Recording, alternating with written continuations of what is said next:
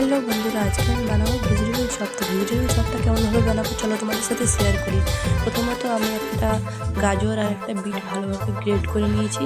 আলুও সিদ্ধ হয়ে গেছে। তেলের মধ্যে আমি একটু লঙ্কা কুচি আর আদা কুচি দিয়ে আর ওই বিট গাজর গ্রেট করা একটা মটরশুঁটি হালকাভাবে ভাজবো।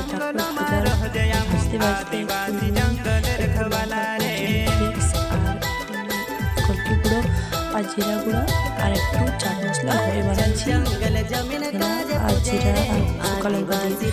তারপর আমি আলু আস্তে আস্তে দিব। আলু দিতে দিতে এগিয়ে আছে বাদামও দিয়ে দিতে রেডি। তারপর নামার পরে ভেজিটেবলের শেপ দেবো, একটা একটা করে ভেজিটেবল বানাই, সব একসাথে বানাই নেবো। তারপর আমি বেসনে ঢুকাবো। তারপর বিস্কুট গুঁড়ো ভেজিটেবল চপের গায়ে ভালোভাবে লাগাবো। লাগার পরে সবকটাই লাগাই নেবো। তারপর তেলে একটা একটা করে ছাড়বো। বাস রেডি আমাদের ভেজিটেবল চপ।